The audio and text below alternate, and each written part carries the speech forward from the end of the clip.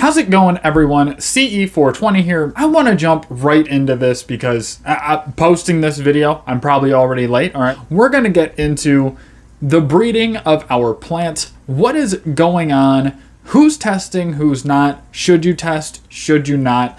What exactly is the conversation? What standard should people be held to? I got a lot of interesting questions popping into my head that I'm trying to find answers for. But as a content creator, as a grower of medicinal plants, and as someone who wants to breed in the future, what is my take on this? What exactly is being said during this conversation?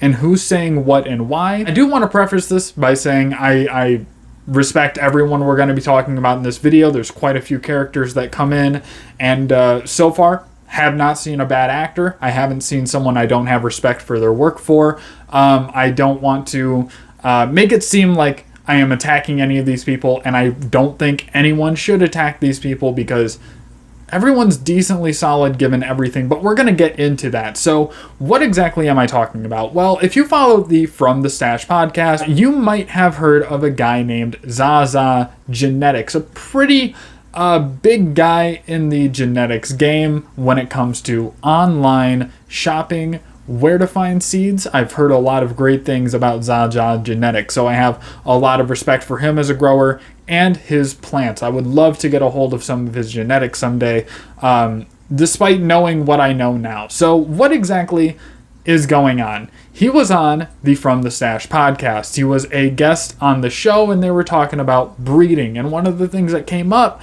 is something that's super common, which is testing genetics. Breeders will often send out testers to either certain growers or friends, or if they have a social media following, possibly they utilize that. They send out seeds either for really cheap or they give them for free just to be tested genetics.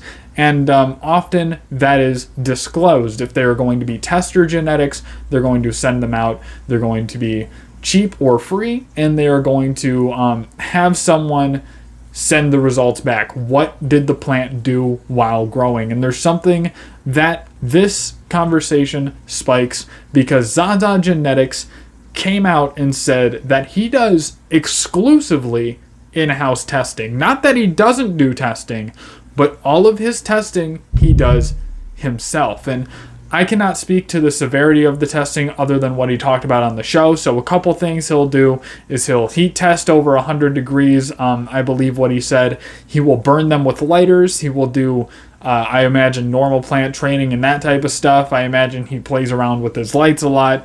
He does his own testing.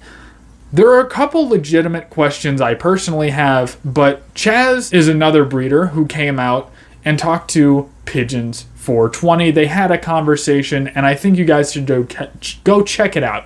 All the stuff will be linked in the description below because I don't know how many clips I'm going to put in here of what was being said.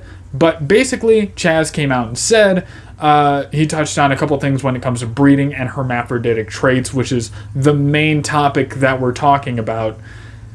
He said that all plants have the trait, they all have the potential, and Mr.Growit also touched on this on a video he released today, which I watched, and we will get into.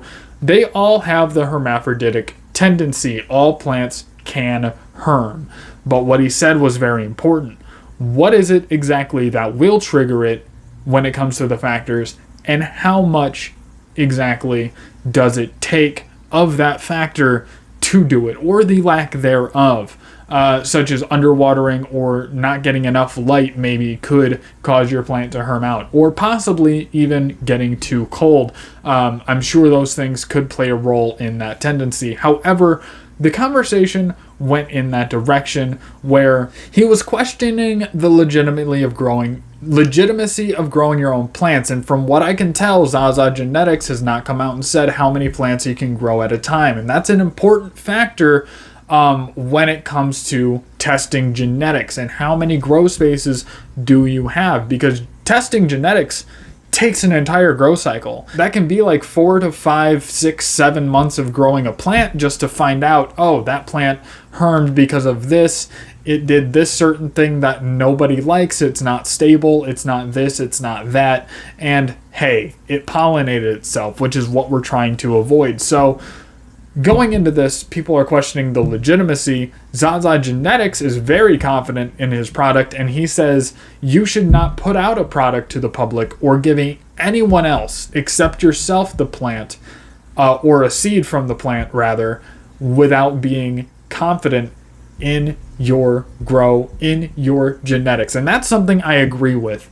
His money back guarantee policy, very solid. I think that should be an industry standard. If there is something that genetically goes wrong with the plant and it is unstable, I believe that should be a money back guarantee, but I digress. What exactly is going on with hermaphroditic genetics? What is going on with the tendencies, and how much should people test? One of the biggest things you have to keep in mind when you're talking testing is plant limits. People are plagued by plant limits constantly, and if you want to be a recreational grower here in Michigan, for example, you can only grow 12 plants.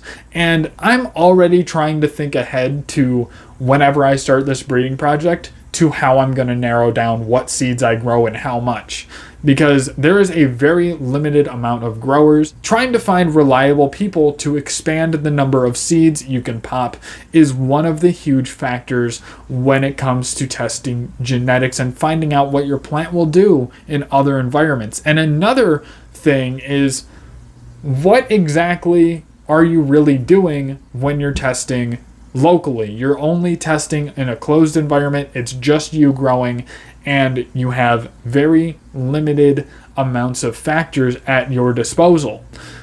One of the biggest plot holes I see in testing your own genetics exclusively and then releasing it when you're confident is the fact that plants grow different in different environments. And that does not just include humidity, temperature, airflow, CO2 numbers. It also includes the elevation from ocean level. Things act completely different when it comes to the ocean level and the elevation of your space. Therefore, I find it very constricting to test your own genetics.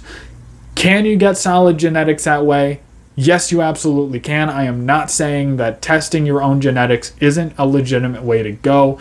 It's not something that should be frowned upon, but you should know a couple more factors when it comes to getting those genetics.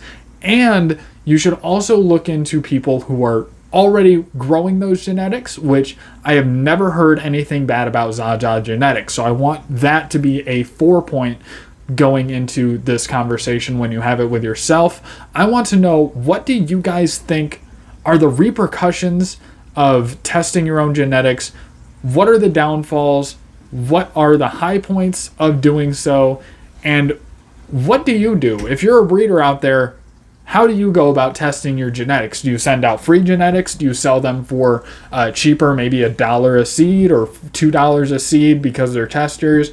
Or do you hire a team of testers and actually pay them to test your genetics, putting them through rigorous testing? Or do you test yourself, and why do you do that? I would love to have the conversation for the growers. I want to know what you think about would you rather have someone test their own genetics, or would you rather have seeds be sent out? What exactly do you guys think? I want to hear it. If you like this video, leave a like. If you are new here and you want to hear more about our plant, go ahead and hit subscribe and ring the bell.